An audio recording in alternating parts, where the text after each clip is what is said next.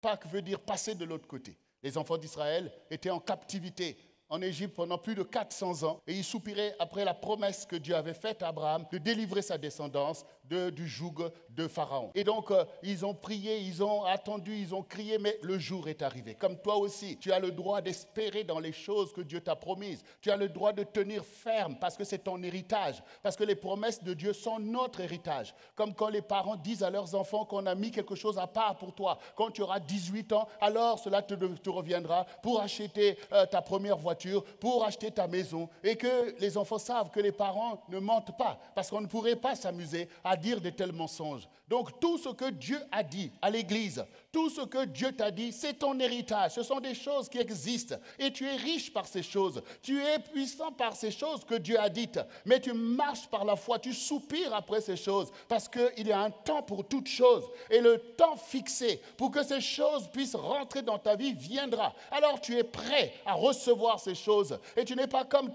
cette génération qui n'a pas été préparée à recevoir Jésus. Alors qu'il a été annoncé depuis des siècles l'avènement du Seigneur. Mais quand le Seigneur est venu, combien ont reconnu que le don de Dieu est descendu au milieu de l'humanité? Que quelques personnes, quelques bergers qui ont été annoncés et des mages qui sont venus de l'Orient. Et le peuple de Dieu toujours en train de végéter dans ses réalités, loin de la gloire de Dieu, alors que Dieu accomplit ses promesses. Toi aussi, sois attentif, sois vigilant, car les temps sont marqués devant toi. Et quand ces temps arrivent, tu dois pouvoir y rentrer pour ne pas passer à côté comme ceux qui sont distraits, comme ceux qui se laissent manipuler par le diable et qui méprisent les promesses de Dieu. Dieu a révélé beaucoup de choses pour toi. Ce sont des richesses que Dieu t'a données. L'Église est riche, l'Église est puissante, l'Église est glorieuse par le fait de se saisir de tous ces mystères de la révélation, de la connaissance, toutes ces choses, la communion du Saint-Esprit qui doit être le moteur de ta préoccupation dans les choses de Dieu parce que tu as besoin de cette communion. Parce que si tu ne communies pas avec l'Esprit du Seigneur, alors l'Esprit du monde sera en toi et ça t'en trouvera de te manipuler, de piller et t'empêcher de rentrer à ta place et d'accomplir tes vocations. Les choses révélées sont à nous. Nous les saisissons et nous les enseignons à nos enfants, afin que nos enfants ne puissent pas marcher comme des brebis perdues, mais qu'ils connaissent la voix du Seigneur, parce que c'est là notre gloire, parce que c'est là notre guérison, parce que c'est là notre rôle dans l'histoire. C'est que ces choses soient partagées au plus grand nombre par le témoignage de Jésus qui permet aux âmes d'être éclairées, ceux qui sont dans les ténèbres, et de venir là où le Seigneur a préparé pour ceux qui croient en lui et ceux qui lui appartiennent des choses merveilleuses de la vie. Juste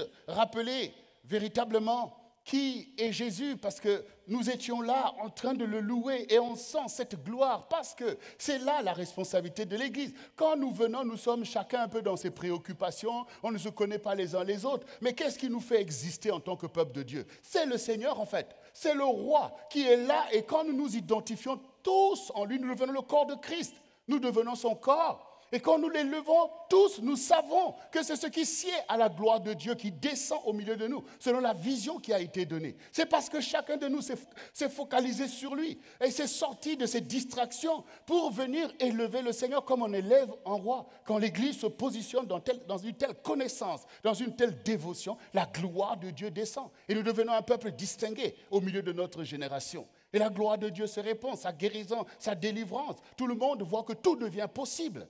Et c'est ce que nous avons besoin, pas d'être une foule de personnes qui n'ont rien en commun, qui n'ont que des religiosités, des croyances. Non, une foule devient un peuple qui appartient à Jésus-Christ. Ayant en nous tous les mêmes sentiments d'aimer le Seigneur, de l'adorer, de partager ce que nous avons de meilleur, c'est-à-dire le Seigneur Jésus-Christ. Et le Seigneur a promis que quand je serai élevé, j'attirerai à moi tous les hommes. Le Seigneur est capable de sauver notre génération. Mais les gens doivent voir la gloire de Dieu. Parce que, comme je vous ai dit hier, Satan, en fait, crée plein de dieux, plein d'idoles pour dérober ou détourner la crédulité des gens, pour détourner la foi des gens qui ne connaissent pas le Seigneur. Quand tu ne connais pas ton Seigneur, Satan t'entraîne vers les idoles, en fait. Parce qu'il veut empêcher à Jésus de régner. Il veut empêcher à Jésus de régner. Et donc, il fait ce travail. Et même toi qui crois en Jésus, il va venir mettre plein de distractions et de négligences pour que ta consécration ne soit pas en mesure d'élever le Seigneur au milieu de ta génération. C'est une position spirituelle que nous donnons au Seigneur. Parce que quand nous ne sommes pas dans une telle dévotion, Dieu se cache de nous. Il se retire en fait. Mais quand son peuple le loue, quand son peuple le cherche, quand son peuple vit pour sa gloire, le Seigneur est fidèle. Il dit que là où 2 ou 3 sont assemblés en mon nom, je suis au milieu d'eux. Ce qui veut dire que ce qui est important dans nos rassemblements, c'est d'être là au nom de Jésus, pas au nom de qui que ce soit en fait, au nom de Jésus. Quand nous réussissons cette vérité spirituelle, cela déclenche dans le ciel les processus qui sont déjà prévus et établis pour le règne du Seigneur. Donc nous voyons que nous avons tous quelque chose à faire dans la présence de Dieu. Nous venons les uns et les autres et nous rentrons dans un commun accord que nous sommes là au nom de Jésus. Parce qu'au moment où nous sommes là, d'autres aussi sont réunis quelque part au nom de je ne sais pas qui. Et ils sont nombreux. Le ciel voit tout ça.